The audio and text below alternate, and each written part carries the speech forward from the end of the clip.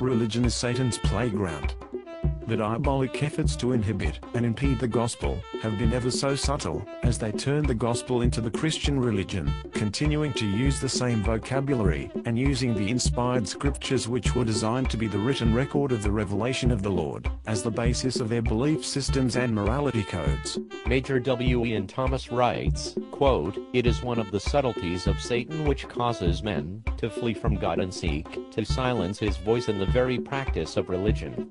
So it is that man, to suit his own convenience, has reduced God to a theological formula, an ethical code, or political program, a theatrical performance in a religious setting, the hero worship of some vivid personality." End of quote. In his masterpiece of demonic activity called the Screwtape Letters, C.S. Lewis has a senior demon, Screwtape, saying to his nephew Wormwood, quote, "One of our greatest allies at present is the church itself, i.e., Christian religion." In another vignette, Screwtape explains that, quote, "It will be an ill day for us, if what most humans mean by religion, ever vanishes from the earth. It can still send us the truly delicious sins. Nowhere do we tempt so successfully as on the very steps of the altar." Blaise Pascal likewise noted that, quote, "Men never do evil so completely and cheerfully, as when they do it from religious conviction." End of quote. To identify religion with the activity of Satan will seem to be blasphemous to those who haven't differentiated between true Christianity and religion. But once that distinction is clearly made, the antithetical alternative to true Christianity that takes place in religion will of necessity be identified with the activity of Satan. Norman Eilson explains that, quote, "Satan uses religion and the idea of being a good person to make people blind to the fact that these have no saving value whatever, to say nothing of spirituality. Any system of religion is satanic in nature, no matter how beautiful the package might appear to be. Satan is the author of do good. Religion is often portrayed by Satan as a mass solution to man's problem.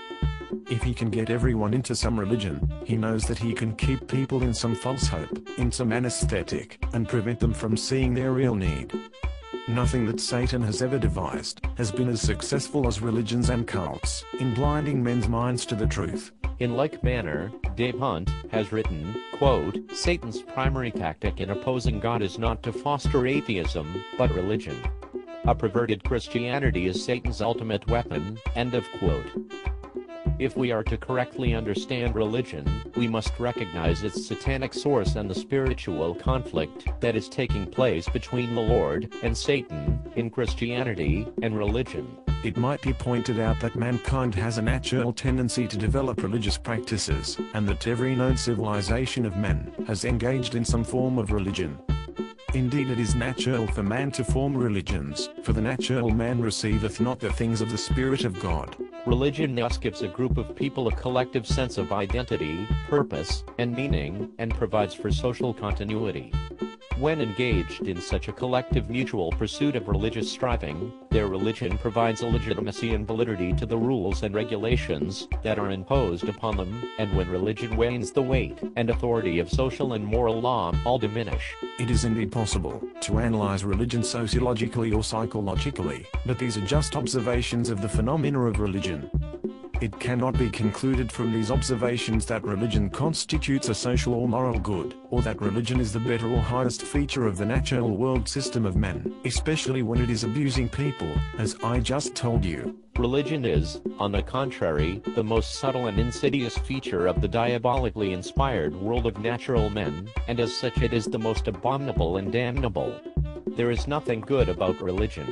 There is no proof for it whatsoever in any area of study, except for the fact that all their religious founders are stone cold dead. But there is proof and evidence for the gospel worldview. That's one of the biggest differences that set it apart from religion as pure black and white. And people do not apply the word religion properly. They just apply it as they wish, always all the time to the gospel, and that's it. Not superstitious, unprovable, heinous religion which states many bizarre crazy things, and is quite an abuse to the human conscience. And perhaps the biggest reason why people don't properly criticize superstitious religions is because they only hate the gospel so much, because it is the most powerful and clearest message that they've ever heard in their life. and just willingly close themselves off to any evidence for it, and just want to slander it, when they can't argue logically or reasonably, and would rather stick to whippersnapping oxymoron and mockery rubbish.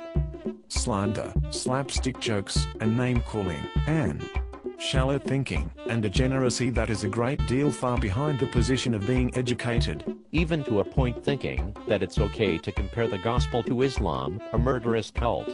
Or even bring up endless talk about medieval times such as the Dark Ages, which was not at all a time of Christ, but of Satan using his Neo-Babylonian worship of Semiramis and Nimrod in a counterfeit church he set up, in order to counteract true Christian growth, ministry, spiritualism, Baptist churches, and humanitarian organizations. A time of religious charlatan tyrants. The Roman Empire found its way into it. A time of false doctrine. A time of spiritual darkness, when people like us were killed by the millions, when we refused to kneel down to popes or idols. It was the dominant religion throughout most of history, but that doesn't make it right.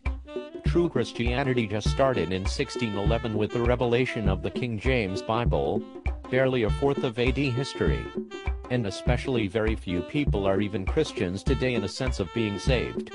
So the majority is indeed often wrong. True Christians during that time had to hide. Had to smuggle the true Bible manuscripts and get it into the hands of the common people.